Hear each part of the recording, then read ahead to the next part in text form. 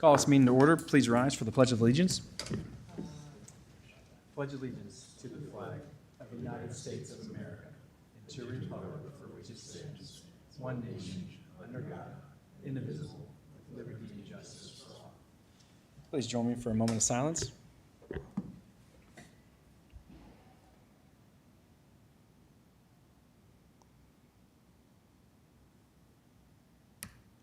Thank you. You may be seated.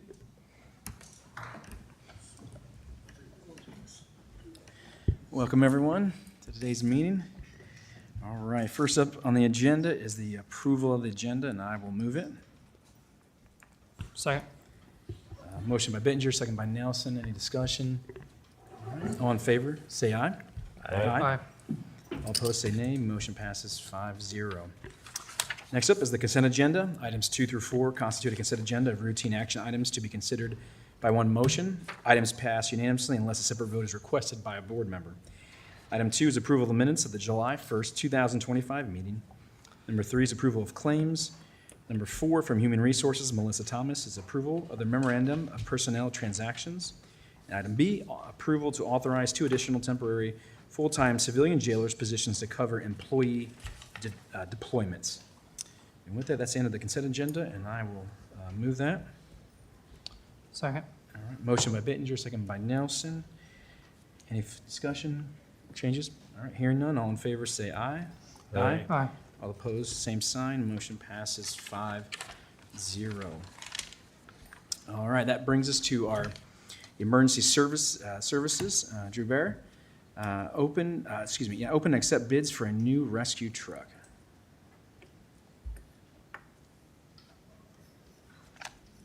Good afternoon, Drew Bear, Woodburycounty Emergency Services Director. Before we get started, I'd like to get you guys copies to accept in.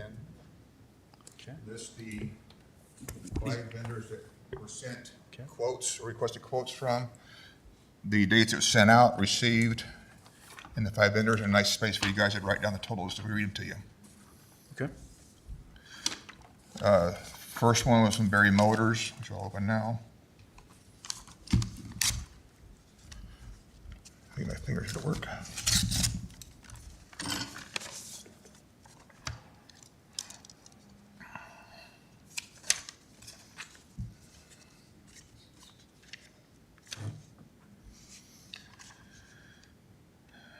Then total for this, and it is for a pricing of a 2026 Ford F-250. Crew cab mentioned the spec. Total price on that at the end is $68,975.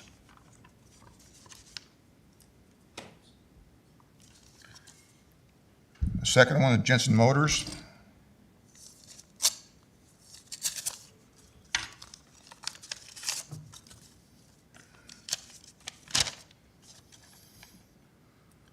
Same thing, 2026 model year. Final on that one is $59,167 even.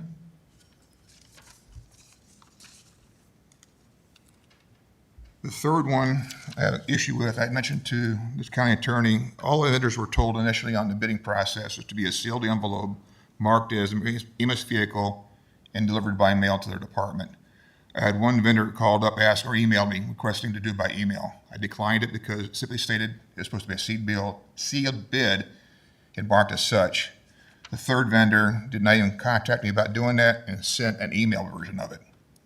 So with that, not following the guidelines, and if he approves with it, I will not accept that one as part of the agreement, unless you have any other determination on that. No, if they didn't comply with the terms of the bid, I don't think it should be considered. Okay, that one's out. That's number 3. The fourth one is to City Ford.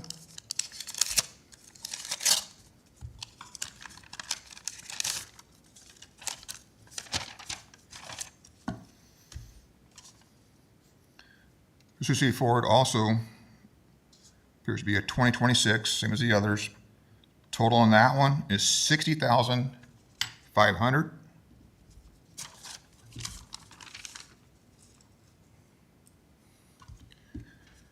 And the last one is from Stivers.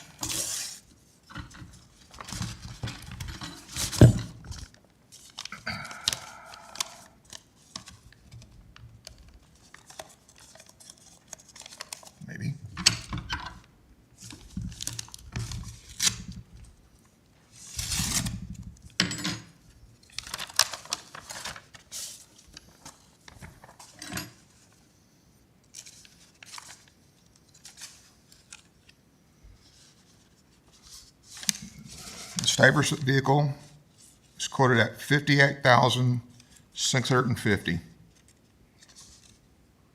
And that concludes the 5 requested quotes. Oops. Just a quick question, Drew. Were they all F-250s? Yes, sir. Okay, and that's what As you far as I can want, tell so far, I'm gonna go back not a after dually? this, read through and make sure they're all 250s, 2026, proper wheelbase, they admit the spec. Okay. With that, obviously, I'll come back with you guys next week and get the final blessing presentation. Any question, concerns? Just so you know, the reason that we went with a Ford product versus going to Chevy and Dodge is that Ford is the only one that allows for 2/3 back rear seat removal. Last year when I first came on the job, we purchased a cab insert that secures the equipment in the back seat. Typically before, it all laid loose. Monitor, drug bags, all that stuff. My concern was a safety issue. Stop and hurry, get in an accident, all that stuff's coming forward. They may survive the accident, but not survive the equipment hitting the neck of the head. So that's why we went with the Ford only. I'm gonna do the same thing this one, this insert module, so everything's secured in one spot and taken care of. Sounds Any other good. questions or anything? All right. Thank you. We'll need to move to receive those, right? Yeah. I'll move to receive the bids for the new rescue truck. Second. All right, motion by Bittinger, second by Nelson. All in favor, say aye. Aye. Aye. All opposed, say nay. Motion passes 5-0. All right, item 6 is from Conservation, Daniel Heisel. Once again, this is coming back from last week at table. This is the approval of funds in the amount of $275,000 from funds made up of CIP and loss funds to fund 1 mile road replacement at Little Sioux Park. With that, let me give, Ryan, do you want to give an update for the board? Yeah, I did have a discussion with Jason Comiskey with Allers, and on the regards of unspent prior year CIP funds, yes, they can be reallocated, but in this case, since it wasn't in the original language, we would have to hold a reallocation hearing for the fiscal '24. Fiscal '26, we haven't borrowed the money yet. His comment was, I'll just say, roads are deemed non-essential. CIP money can be used. It will need to have additional wording in the fiscal '26 borrowing if we choose to use that route. Okay. So CIP funds can be used. If we want to use '24, we have to hold a reallocation hearing, which he said will be no issue because there's no issue in using the funds this way, but we still have to hold the reallocation hearing. And then we can use '26, but we'll just have to put the proper wording in the borrowing documents. And how many dollars are in the 24 CIP? '24 CIP is $90,805, and in '26, there's $85,700. Okay. Update, everyone's aware of the new project cost is $298,232. So with that, anything new, Dan? Or nothing? If there's anything new, that's all we really need, and then we'll start discussing, but go ahead. No, Dan Heisel, Woodbury Conservation. I had just touched bases with a contractor after talking to Laura, and wanted to make sure they're going to be able to do the project and knock it down to 1 like we had talked, to 1 mile. Right. And that's where I was surprised it came in a little higher, but Okay. so Is what I thought. I had no control of that. Right, So. no, appreciate the update, right. But I wanted you to have that before this meeting, so as soon as I got it to you, so. Okay. All right. Well,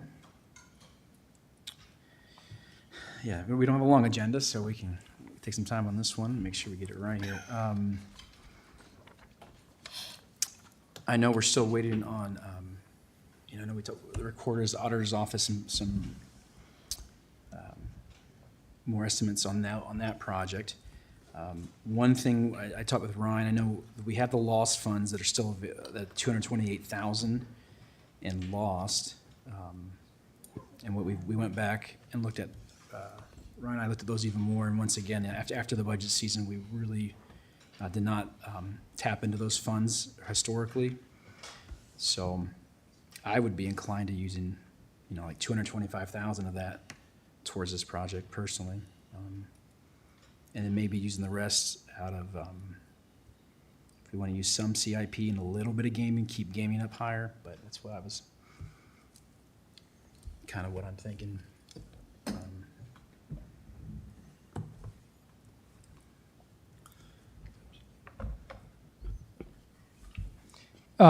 Initially, we were looking at, it was 275, and then with the CIPs, we're getting about 176,000, so then we're gonna need about 100,000 out of lost and gaming to get this accomplished.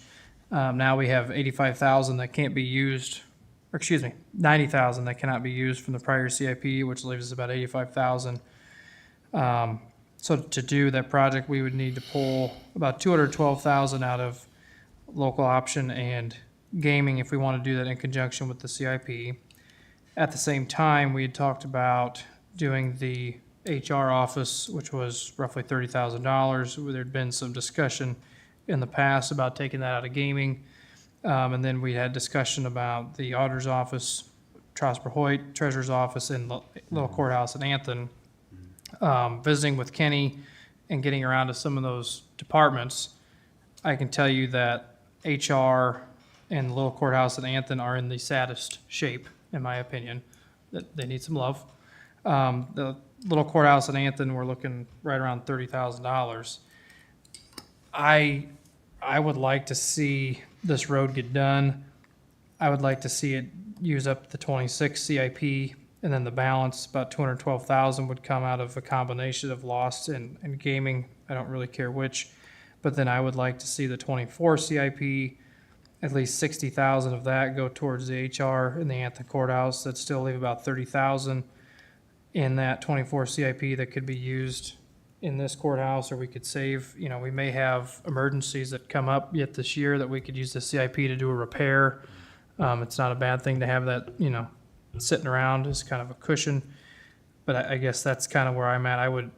I'd hate to spend the whole 298 out of local option and gaming plus borrow 176 from the CIP. I think to me that's just a little bit more than I could bite off. But again, I'd be supportive of the road today if we use the 26 CIP, but then I'd like to see the 24 CIP monies get used towards the HR building and the Anthon courthouse. Well, one thought, we could do 225 from lost, 23,000 from gaming, and then 50,000, 232 from the current year, fiscal year CIP, and that'd still leave us $126,000 for Little Anthem, HR, and auditor recorders. Just something to think about. That'd keep more in gaming, so. But yeah. David, you can say that. I think I'd be in favor of using up the 26 CIP, all that, towards the road, and then whatever combination we would come up with from the lost and the gaming. Obviously lost, as Ryan has said, typically we haven't ever touched it after the budget process, so maybe the biggest chunk comes out of that and leave mostly, or we could take it all out of lost.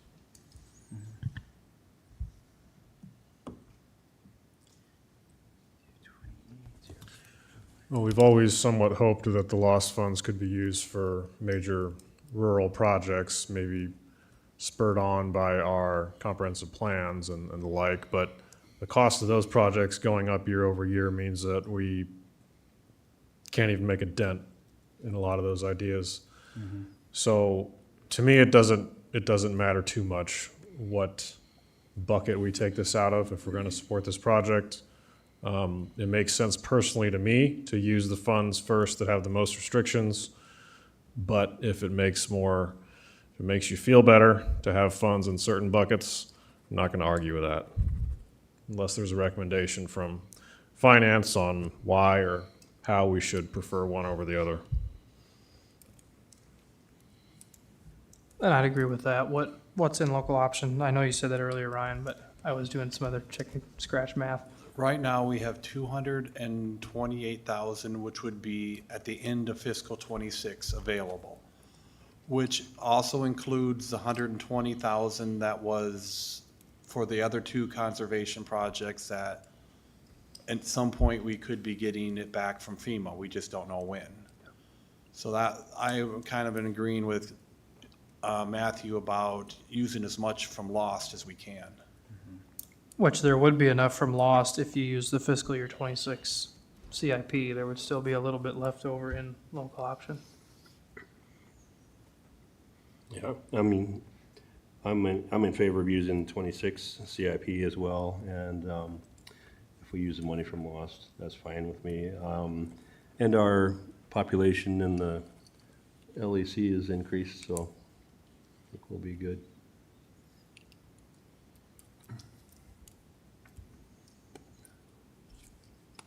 Reasonable, Dan?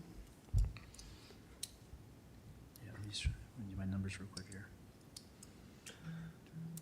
Well, I would make a motion that we would approve funds to, for conservation to do the road replacement at Little Sioux Park.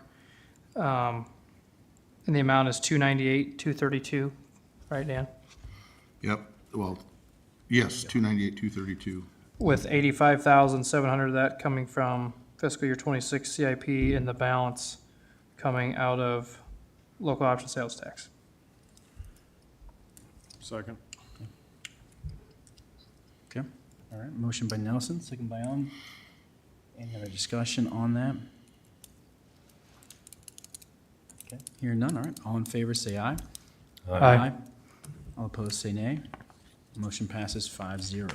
Thank you. My board will be happy to hear this on Thursday, so, and staff. And we'll be at Little Sioux Park Thursday for that meeting, too. Yes, we will.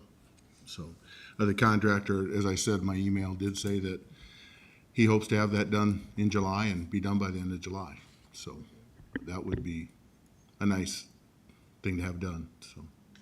But, and hopefully, if we can shave any of that off, it won't cost as much, so. Okay. All right, Thank you. Yep. thank you, Dan. All right, moving on, item 7, reports on committee meetings.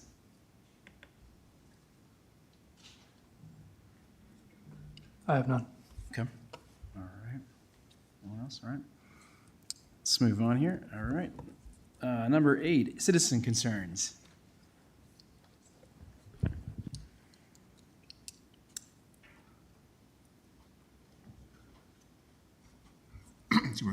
I need to make an amendment from earlier. I just sat down looking through this.